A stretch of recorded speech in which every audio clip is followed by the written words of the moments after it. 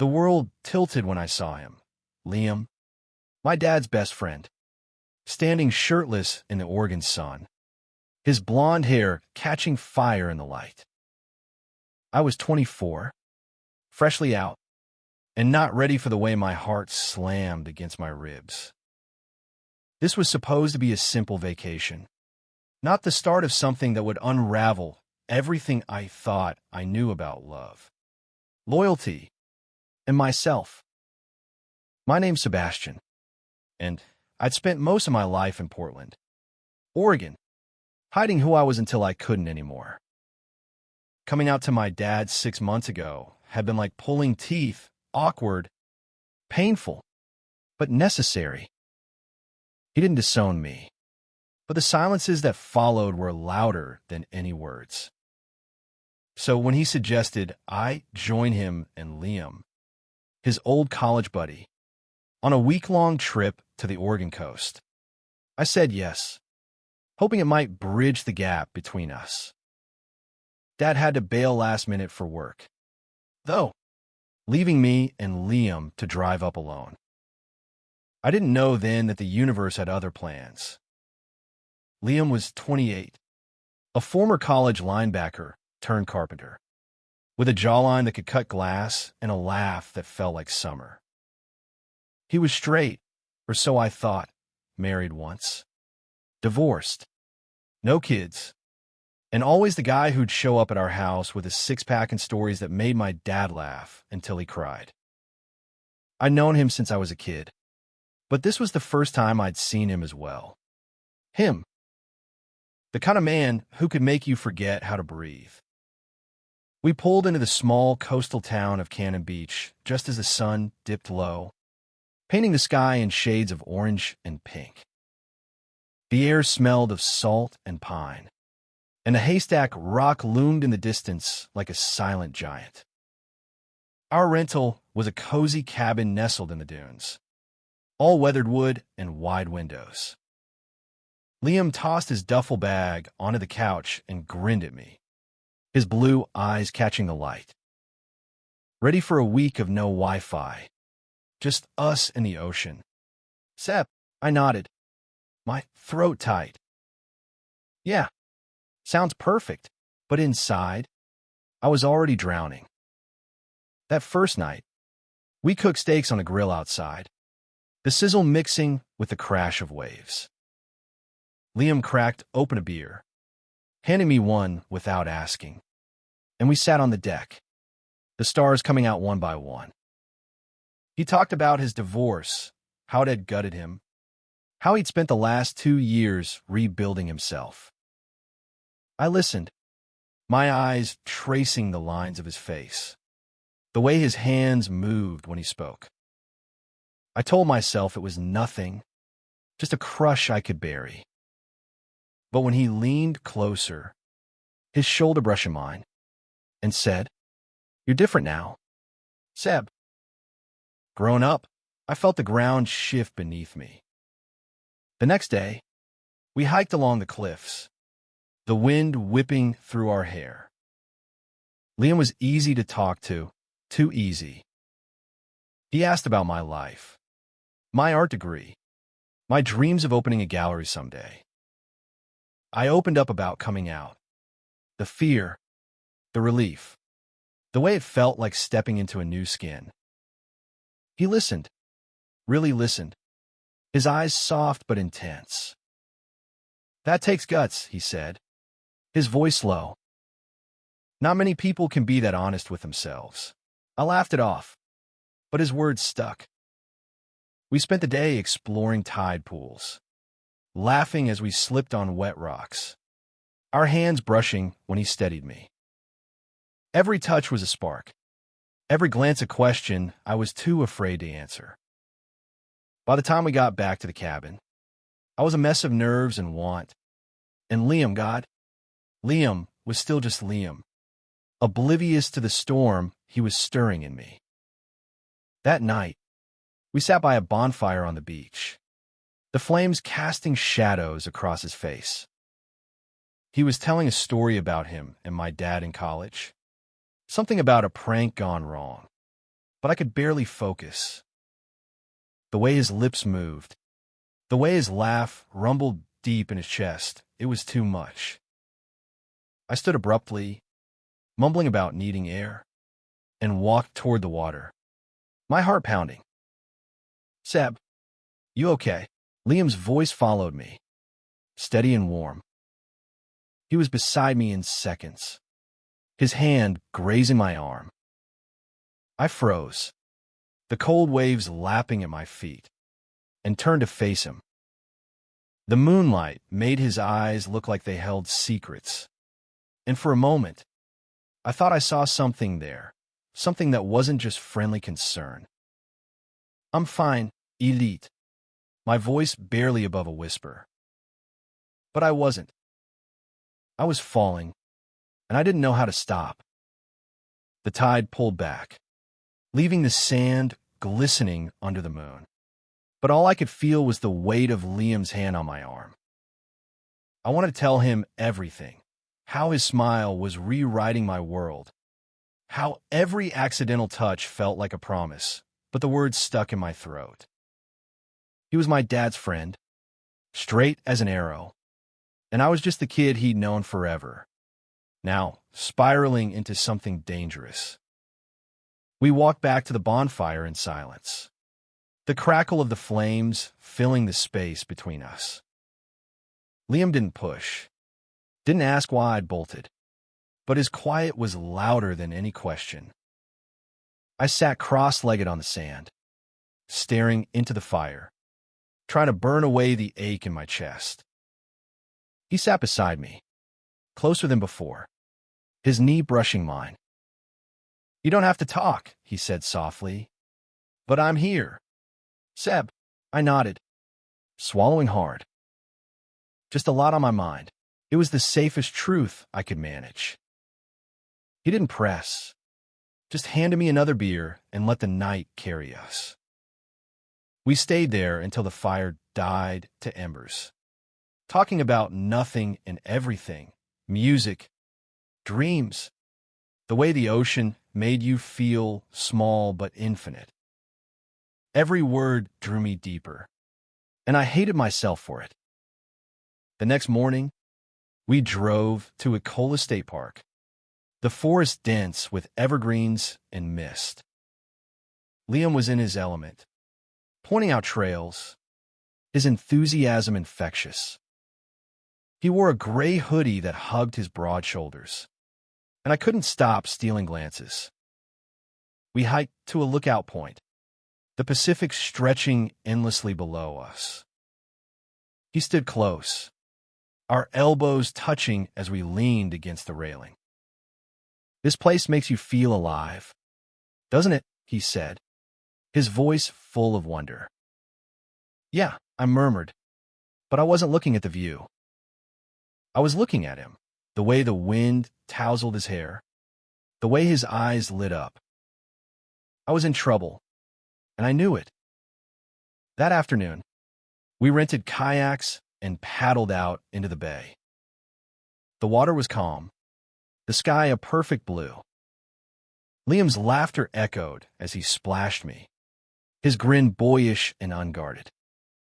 I splashed back, and for a moment, it was just us, two guys messing around. No weight, no complications. But then our kayaks bumped, and he reached out to steady mine, his hand lingering on my wrist. The world slowed, and I swear I saw something flicker in his eyes, something that made my heart stop. "Careful, Seb," he said, his voice softened now, his thumb brushing my skin before he let go. I couldn't speak, couldn't move. The rest of the paddle was a blur, my mind replaying that touch, that look, over and over. Back at the cabin, we cooked dinner together, pasta with marinara. Nothing fancy, but it felt intimate, domestic. Liam hummed an old rock song as he stirred the sauce, and I chopped vegetables, stealing glances at him. Our shoulders brushed as we moved around the small kitchen, and every time, My pulse spiked. After dinner, we sat on the couch with a movie neither of us paid attention to. The space between us felt charged, like a storm waiting to break. "Seb," he said suddenly, turning to face me. His voice was low, serious. "You've been quiet today. Something's up, isn't it?" I froze, my heart hammering. "I'm just figuring some stuff out." It was a half-truth, but it was all I could give him. He studied me, his eyes searching mine, and for a moment, I thought he might say something that would change everything. But he just nodded, his hand resting on the couch, inches from mine. "Whenever you're ready," he said, and the weight of those words stayed with me long after we turned off the TV and said goodnight. I lay in bed, staring at the ceiling, the sound of the waves outside matching the rhythm of my racing heart. I was falling for him, and there was no way this could end well. The cabin was too small to hold the tension building between us. Or maybe it was just me, seeing things that weren't there. Every glance from Liam, every casual touch, felt like a match struck in the dark. By day 4, I was a wreck, torn between wanting to run from him and wanting to close the distance forever. We spent the morning at the local farmer's market, weaving through stalls of fresh bread and handmade crafts. Liam bought a jar of local honey, holding it up like a trophy, his grin making my chest ache. He was wearing a black t-shirt that clung to his frame, and I caught more than one person stealing glances at him. I couldn't blame them, but it made me feel possessive in a way I had no right to be. "Try this," he said, dipping a finger into the honey and holding it out to me, playful but with an edge I couldn't ignore. I hesitated, then leaned forward, tasting the sweetness, my lips brushing his fingertip. His eyes darkened, just for a second, and I pulled back, my face burning. "Good, right?" he said, his voice a little rough. "Yeah, I managed," my heart pounding so loud I was sure he could hear it. We moved on, but the air between us had shifted, heavier now, charged with something neither of us was naming. That afternoon, we biked along the coast, the wind sharp and salty. Liam raced ahead, laughing, challenging me to keep up. I did, but only because watching him, his strong legs pumping, his hair wild in the breeze, was worth every ounce of effort. We stopped at a secluded cove, collapsing onto the sand, breathless and laughing. He lay back, hands behind his head, staring at the sky. I sat beside him, my knees drawn up, trying to focus on the waves instead of the curve of his bicep. "You ever think about what you'd do if you could start over?" he asked out of nowhere, his voice quiet but heavy. I turned to him, surprised. His eyes were still on the sky, but there was something vulnerable in his expression. "Sometimes," I said, "I'd probably be braver. Say what I really feel instead of hiding." My words felt too raw, too close to the truth. He turned his head, meeting my gaze. "You're plenty brave, Seb. Don't sell yourself short." His voice was soft, but it hit me like a punch. For a moment, we just looked at each other, the world narrowing to the space between us. Then he sat up, brushing sand off his hands, and the moment broke. That night, we went to a local bar, a dive with sticky floors and live music. Liam ordered us whiskey, and we sat in a corner booth, the band's cover of an old Springsteen song filling the air. He was looser now, the alcohol softening his edges, and I let myself relax too, laughing at his terrible dance moves when he dragged me onto the floor. His hand on my shoulders, guiding me, and for a second, it felt like we were the only two people in the room. Back at the cabin, we stumbled inside, a little drunk, a lot reckless. I tripped over the rug, and Liam caught me, his hand strong on my waist. We froze, his face inches from mine, his breath warm against my skin. "Seb," he whispered, and I swear my name had never sounded like that before, like a question, a plea, a confession. I pulled away, my heart racing, and mumbled something about needing sleep. But as I lay in bed, the memory of his hands, his voice, burned through me. I was falling too fast, and Liam, straight, untouchable Liam, was either clueless or playing a game I didn't understand. Either way, I was in over my head, and the week wasn't even half over. The line between want and need blurred with every passing day, and by the fifth morning, I was unraveling. Liam was everywhere, his laugh in the kitchen, his scent on the couch, his presence filling every corner of the cabin. I told myself to get a grip, but my heart wasn't listening, and my body was even worse. We decided to spend the day fishing, something Liam loved and I'd never tried. He was patient, showing me how to cast the line, his hands guiding mine, his chest pressed briefly against my back. "Like this," he said, his voice low in my ear, and I nearly dropped the rod. The river sparkled under the midday sun, but all I could see was him, his rolled-up sleeves, the way his forearms flexed, the easy confidence in every move. We caught nothing, but it didn't matter. We sat on the riverbank, sharing a thermos of coffee, our knees touching as we talked. He told me about his childhood in Idaho, the pressure to be the perfect son, the perfect athlete, the perfect husband. "I failed at that last one," he said, his voice tinged with regret. But maybe it wasn't about failing. Maybe it was about figuring out who I really am. I wanted to ask what that meant, but fear kept me quiet. Instead, I told him about my own struggles, feeling like I didn't fit in my own skin until I came out, the loneliness that lingered even after. He listened, his eyes never leaving mine, and when he reached out to squeeze my shoulder, his touch lingered longer than it should have.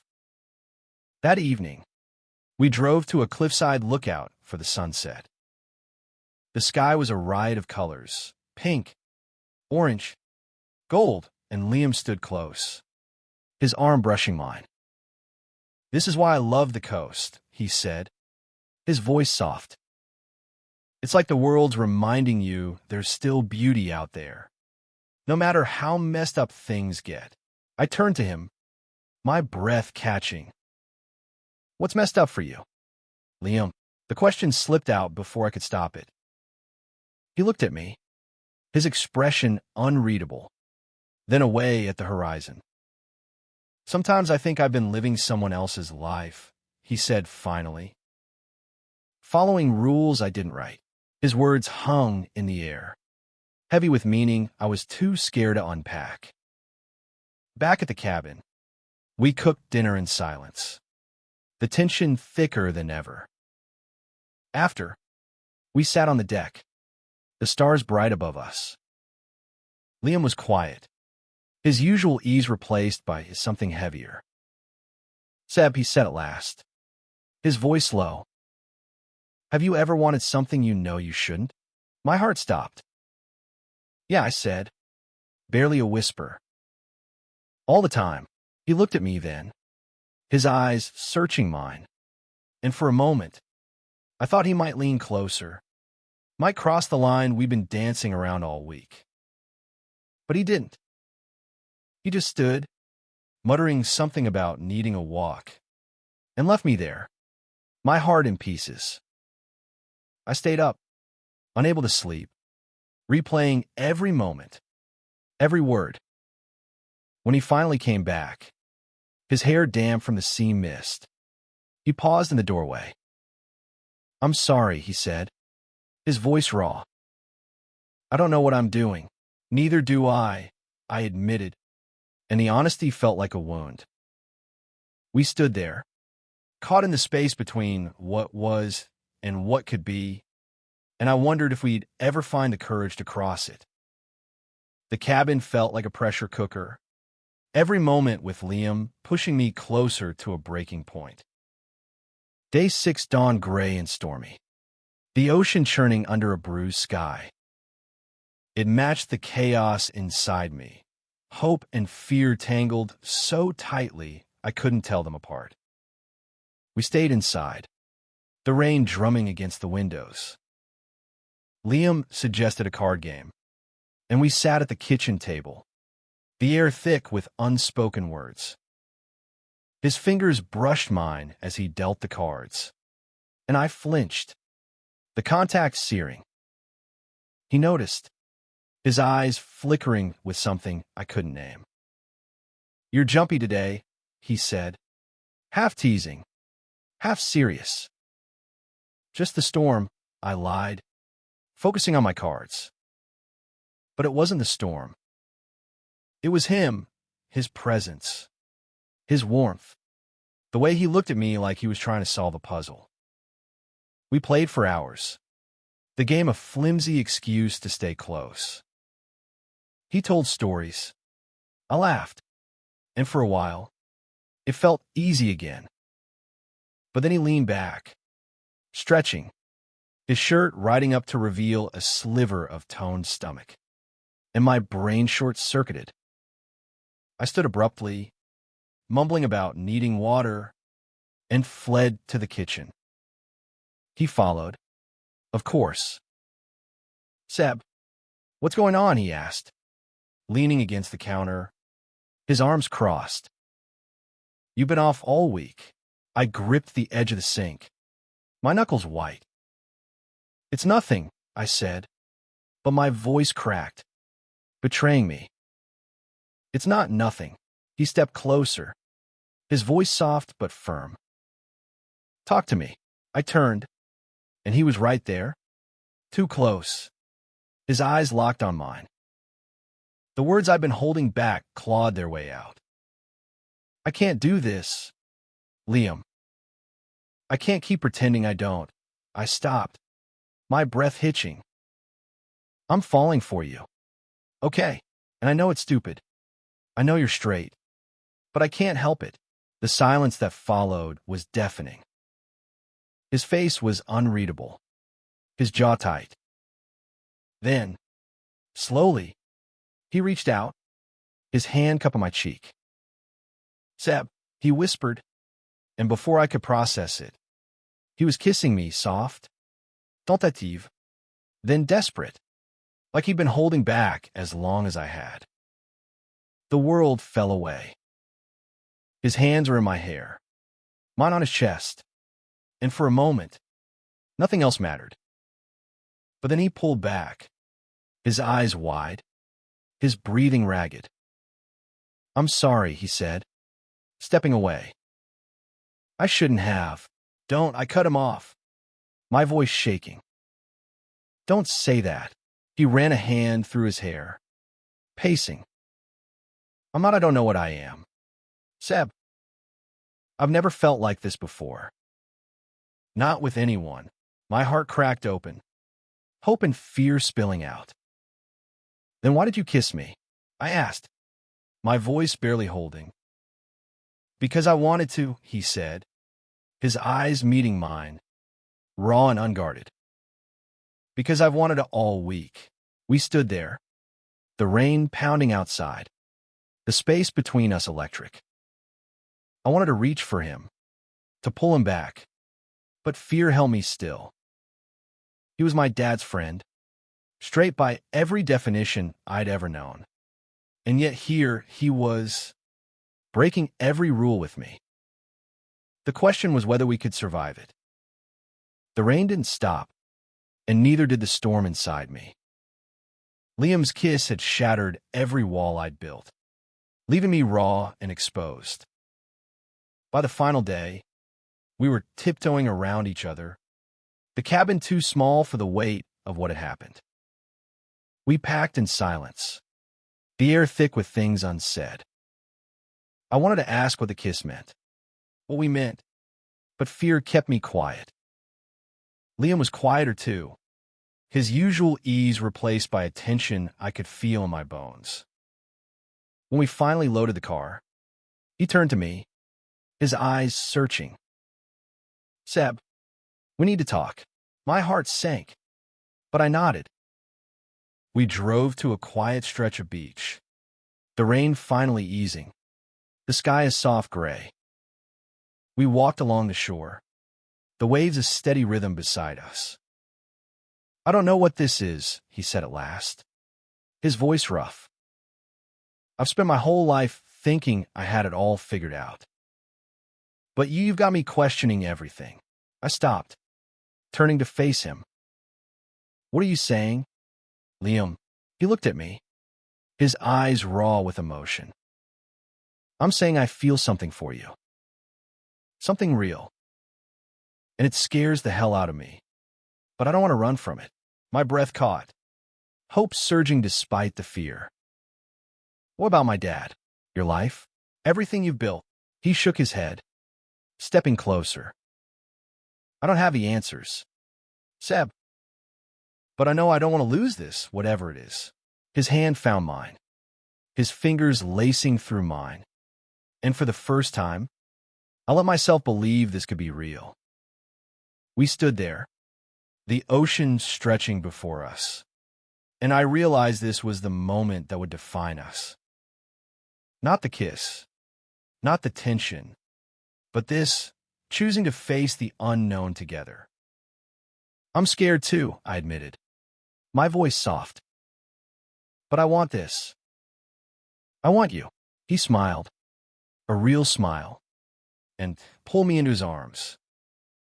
The world didn't fix itself in that moment. My dad, his past, our future, all of it loomed large, but for now, it was enough. We drove back to Portland not as friends, but as something more, something undefined but full of promise. Back home, I told my dad about us, bracing for the worst. He was quiet for a long time, then hugged me, his voice thick.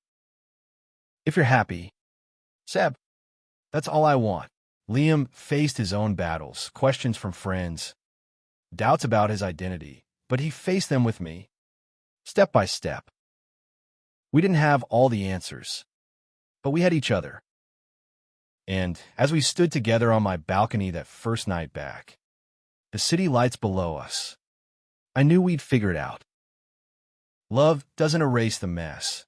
It just makes it worth fighting for.